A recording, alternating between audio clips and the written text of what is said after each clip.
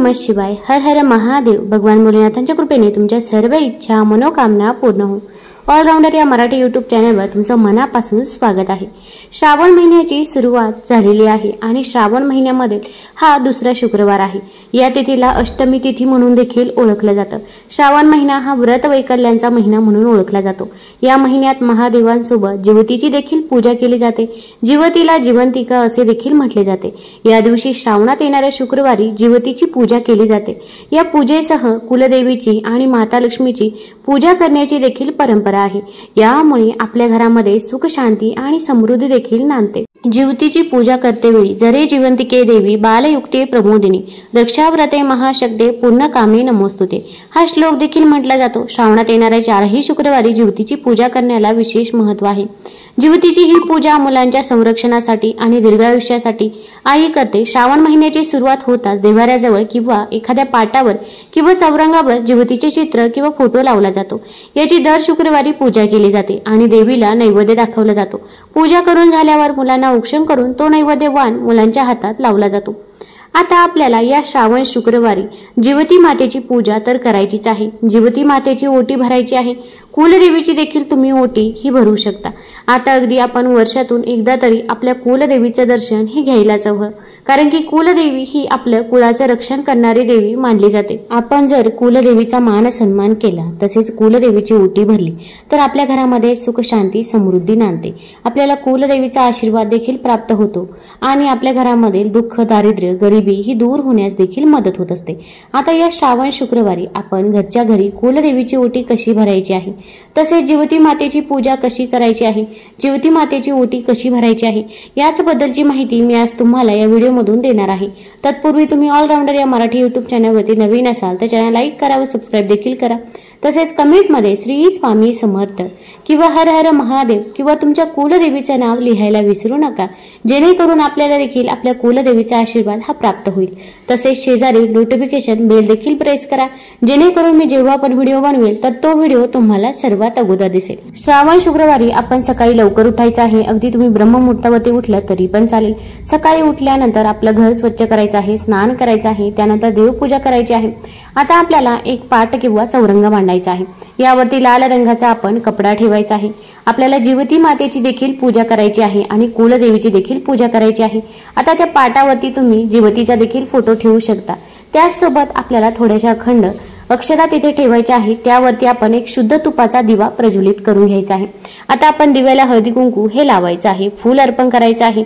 त्यानंतर आता आपल्याला आपल्या घरामध्ये माता लक्ष्मीचा फोटो असेल किंवा माता लक्ष्मीची मूर्ती असेल, अगदी तेही नसेल तर सुपारीला माता लक्ष्मी स्वरूप मानून आपण सुपारी पूजेसाठी घ्यायची आहे. आणि तुमच्याकडे जर कुलदेवीचा फोटो किंवा कुलदेवीचा टाक असेल तर अतिउत्तम. आपण कुलदेवीला अभिषेक करून घ्यायचा आहे. अगोदर शुद्ध जलाने त्यानंतर पंचामृताने अभिषेक करावा. अभिषेक करून झाल्यानंतर आपण मूर्ती किंवा फोटो स्वच्छ पुसून घ्यायचा आहे आणि तो तिथे आपण चौरंगावरती किंवा पाटावरती ठेवायचा आहे. खाली थोड्याशा अखंड अक्षता ठेवाव्या आणि त्यावरती आपण ठेवायचं आहे. तसेच आपण या दिवशी मखाण्याची खीर देखील बनवायची आहे. मखाण्याची खीर बनवणे शक्य नसेल तर तांदळाची खीर बनवू शकता किंवा तुम्ही अगदी खडी साखर जरी माता लक्ष्मी पुढे ठेवली तरी पण चालेल, पण आपल्याला नैवेद्य म्हणून काहीतरी ठेवायचं आहे. घरातील अगदी तुम्ही जे काही बनवता ते ठेवलं तरी पण चालेल. फक्त नैवेद्य हा सात्विकच असावा. त्यामध्ये कांदा लसूण याचा देखील समावेश हा नसावा. आता आपल्याला ओटीसाठी साहित्य घ्यायचं आहे. मग देवीला अर्पण करण्यासाठी आपण सुती साडी घ्यायची आहे किंवा रेशमी असावी, कारण देवतेकडून येणाऱ्या सात्विक लहरी ग्रहण करण्याची आणि धरून ठेवण्याची क्षमता इतर धाग्यांच्या तुलनेत या धाग्यामध्ये अधिक असते. त्यामुळे आपण ही साडी घ्यायची आहे. मग साडीचा रंग कोणता असावा तर तुम्ही लाल रंगाची, नारंगी रंगाची किंवा हिरव्या रंगाची साडी ही ओटीमध्ये नक्कीच घेऊ शकता. शक्यतो तरी शक्य असेल तर हिरवा रंग हा तुम्ही आवर्जून घ्यायचा आहे, कारण की श्रावण महिना हा पूर्ण हिरवाईने भरलेला असतो आणि या काळामध्ये हिरव्या रंगाला खूप महत्त्व आहे. आता आपण जी काही साडी घेत आहोत त्या साडीला ब्लाऊज पीस देखील अटॅच असतो, पण आपल्याला तरी पण देवीची ओटी भरण्यासाठी आपण नवीन ब्लाऊज पीस घ्यायचा आहे आणि त्यानेच आपल्याला ही ओटी भरायची आहे. मग अगदी आपण हिरव्या रंगाचा खण घेतला तरी पण चालेल। आता यानंतर आपल्याला घ्यायचा आहे गहू। जेव्हा आपण ओटी भरत असतो तेव्हा गव्हाचाच वापर जास्त प्रमाणामध्ये होतो, पण जर गहू नसेल तर तुम्ही तांदूळ देखील घेऊ शकता। आपण नारळ देखील घ्यायचा आहे। नारळ हा पूर्णपणे पाण्याने भरलेला असावा असाच नारळ आपल्याला घ्यायचा आहे।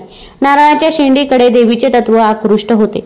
हे तत्व नारळाद्वारे खण आणि साडी यामध्ये संक्रमित होण्यास सहाय्य होते। तसेच नारळाच्या शेंडीतून प्रक्षेपित होणाऱ्या लहरीमुळे जीवाच्या शरीराभोवती संरक्षक कवच निर्माण होते। त्यामुळे आपण भरलेलाच नारळ हा घ्यायचा आहे। तसेच आपल्याला एक बदाम, सुपारी, खोबरं, खारीक या गोष्टी देखील घ्यायच्या आहे। त्यासोबत आपण एक हळकुंड देखील घ्यायचा आहे। शक्यतो तरी आपण घेताना लेकूरवाळी हळकुंड हे घ्यायचं आहे। जेव्हा आपण ओटी भरायची असेल तर तेव्हा जर तुम्ही लेकूरवाळी हळकुंड मिळालं तर आवर्जून तेच हळकुंड तुम्ही घ्यावे, म्हणजे हे हळकुंड असतं आणि त्याला आणखीन दुसरा एक छोटासा कोंब फुटलेला असतो, त्याला लेकूरवाळी हळकुंड असे म्हणतात। त्यानंतर आपण एक फळ घ्यायचं आहे। मग सीझनेबल तुम्ही कोणतंही फळ हे घेऊ शकता। या दिवशी आपण 5 फळं घेणे शक्य असेल तर आवर्जून तुम्ही 5 फळं ही घ्यायची आहे। आपण जे काही साहित्य घेणार आहोत, मग खारीक असेल, खोबरं असेल, तर याला कीड लागलेली नसावी, ते स्वच्छ आपल्याला घ्यायचं आहे। आपण गजरा किंवा वेणी देखील घेऊ शकता। ओटीमध्ये हे सामान असणे देखील गरजेचं आहे। किंवा जर गजरा नसेल तर तुम्ही फुले घेतली तरी पण चालेल। मग गुलाबाची फुले घेऊ शकता किंवा सफेद फुले घेतली तरी पण चालेल। आपल्याला त्या ओटीवरती दानदक्षिणा देखील ठेवायची आहे। मग 11 रुपये किंवा 51 रुपये तुम्ही दानदक्षिणा तुमच्या यथाशक्तीप्रमाणे ठेवू शकता। आपण 6 हिरव्या बांगड्या घ्यायच्या आहे। आता या हिरव्या बांगड्या घेताना आपण हिरव्या काचेच्याच बांगड्या घ्यायच्या आहे आणि या बांगड्या शक्यतो तरी तुम्ही मोठ्या आकारामध्ये घ्याव्या, कारण की हे जे काही ओटीचं सामान आहे तर ते छोट्या प्रमाणामध्ये जर बांगड्या असतील तर त्या वापरल्या जात नाही। मोठ्या बांगड्या असतील तर त्या एखाद्या महिलेला देखील उपयोगी पडतात। त्यामुळे शक्यतो तुम्ही हिरव्या मोठ्या बांगड्या घ्यायच्या आहे। 6 बांगड्या घ्यायच्या आहे। आपण आपल्या यथाशक्तीप्रमाणे 16 शृंगाराचं साहित्य देखील माता लक्ष्मीसाठी घेऊ शकता। मग टिकली असेल, नीलपेंट असेल, इतर काही वस्तू 16 शृंगाराच्या असतील, मग नथ असेल, जोडवी असतील, तर या वस्तू देखील तुम्ही घेऊ शकता। 16 शृंगाराचं साहित्य घेणं जर शक्य नसेल तर तुम्ही फक्त एक साहित्य घेतलं तरी पण चालेल। मग एक टिकलीचं पॉकेट घेतलं तरी पण चालेल, पण आपल्याला त्या 16 शृंगारापैकी एक साहित्य आपल्याला ओटीमध्ये हे घ्यायचंच आहे। आता सर्वात महत्त्वाचं म्हणजे आपल्याला तांबूल हे घ्यायचं आहे। आता तांबूल म्हणजे काय, तर आपल्याला विड्याचं पान घ्यायचं आहे। तुम्ही जिथे पान मिळतं तिथे जर तुम्ही तांबूल हे ओटी भरण्यासाठी पाहिजे असे म्हणाले तर तुम्हाला तिथे सहज मिळून जाईल।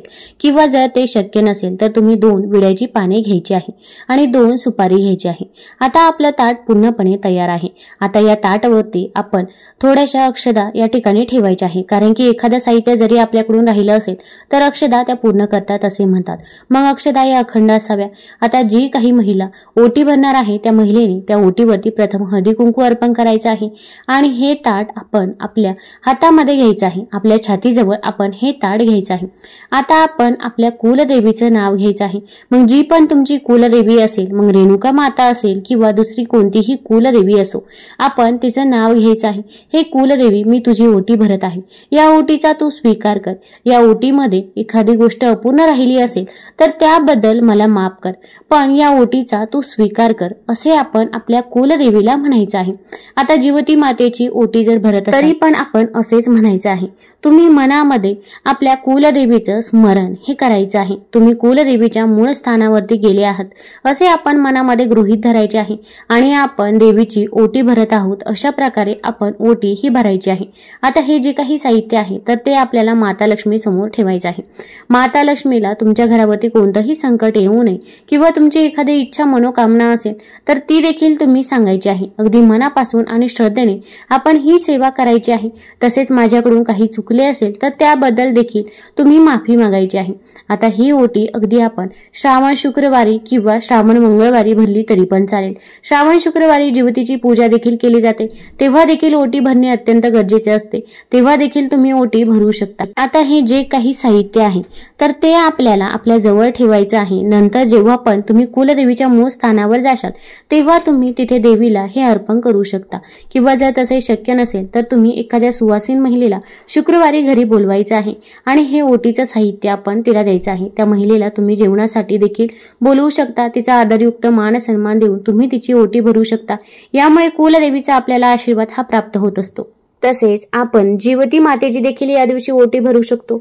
जिवती मातेची देखील याच पद्धतीने ओटी भरायची आहे आणि यानंतर एखाद्या महिलेला आपण घरी बोलवायचं आहे आणि हे जे काही ओटीचं साहित्य आहे तर त्या महिलेला आपण द्यायचं आहे आणि जिवती मातेकडे प्रार्थना करायची आहे, माझ्या मुलाबाळांचं रक्षण कर, तसेच माझ्या मुलाबाळांना दीर्घायुष्य लाभू दे, घरामध्ये सुख शांती येऊ दे, अशी आपण प्रार्थना करायची आहे। तसेच या दिवशी आपण आपल्या मुलाला किंवा मुलीला देखील ओवाळायचं आहे, जिवती मातेचं दर्शन घ्यायला सांगायचं आहे। त्यानंतर मुलाला किंवा मुलीला पाटावरती चौरंगावरती बसवावं, बसवताना पूर्वेकडे किंवा पश्चिमेकडे तोंड करून बसवायचं आहे आणि आपण ज्या पद्धतीने औक्षण करत असतो त्या पद्धतीने आपण आपल्या मुलांचं औक्षण करून घ्यायचं आहे, कुंकू लावायचं आहे, त्यानंतर सुपारीनं ओवाळायचं आहे, सुपारीसारखी आपली मुलं टणक व्हावी म्हणून।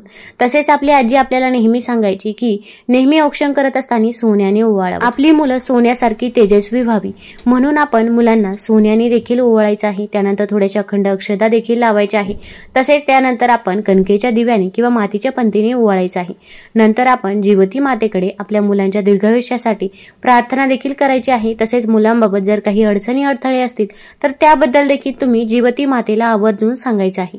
तुम्हाला जर हा व्हिडिओ आवडला असेल तर आपल्या ऑलराऊंडर या चॅनलला लाईक करा, सबस्क्राईब करा, तसेच कमेंटमध्ये हर हर महादेव किंवा कुलदेवीचं नाव लिहायला विसरू नका। धन्यवाद।